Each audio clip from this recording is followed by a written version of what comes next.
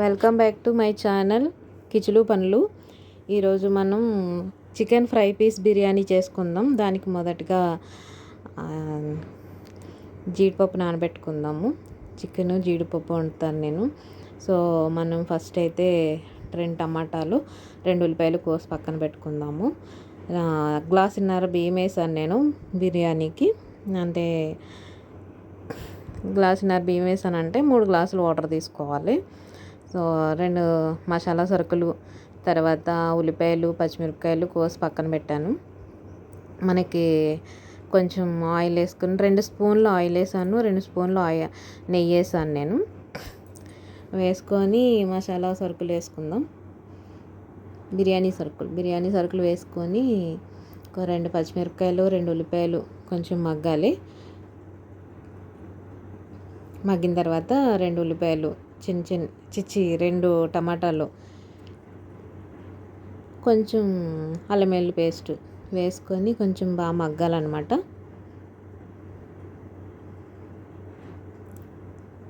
మగ్గిన తర్వాత కొంచెం మసాలా పొడి చేశాను నేను. మసాలా పేస్ట్ కింద చేయలేదు, పొడి చేసి పెట్టుకున్నాను. ఆ పొడి కొంచెం వేసాను. తర్వాత మనం రైస్ వేసుకుందాం. ఆ మసాలాలోనే రైస్ని కొంచెం సేపు తిప్పితే ఆ మసాలా బియ్యానికి బాగా పడుతుంది అన్నమాట. తర్వాత మనం నీళ్ళు వేసుకోవాలి. 3 గ్లాసులు వాటర్ వేసేసి పక్కన పెట్టేసుకుని కరెక్ట్గా సరిపడా సాల్ట్ వేసుకుందాం.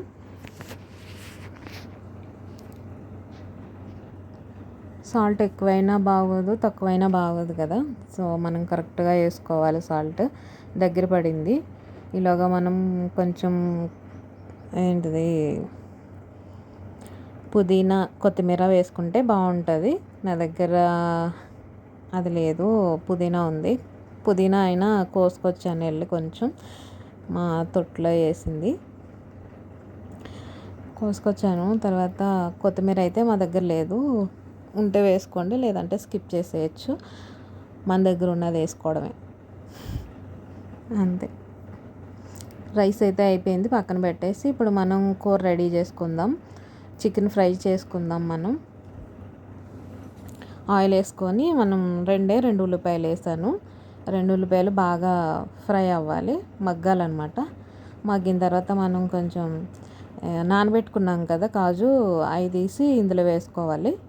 అంటే జీడిపప్పు తీసుకొని ఇందులో వేసుకోవాలన్నమాట. పచ్చి జీడిపప్పు దొరికితే చాలా బాగుంటుంది కదా, కానీ మాకు దొరికింది ఇదే. సో వేసుకున్నాము. ఇది ఆయిల్లో బాగా ఫ్రై అవ్వాలన్నమాట. ఆయిల్లో ఫ్రై అయితే బాగా టేస్ట్ అనిపిస్తుంది. సో తర్వాత కొంచెం మగ్గిన తర్వాత కాజు మగ్గిన తర్వాత మనం టమాటాలు, ఒక 2 టమాటాలు, అంతే ఫ్రై అంటున్నారు అన్నీ వేస్తున్నారు అని అనుకోవద్దు, ఎందుకంటే అది కొంచెం పేస్ట్, అదే గ్రేవీ లాగా కొంచెం ఉండాలి. ఆ పీస్కి అన్నది ఆ గ్రేవీ ఉంటేనే కదా మనం తినగలుగుతాం. ఫ్రై అయితే మరి బాగుండదు.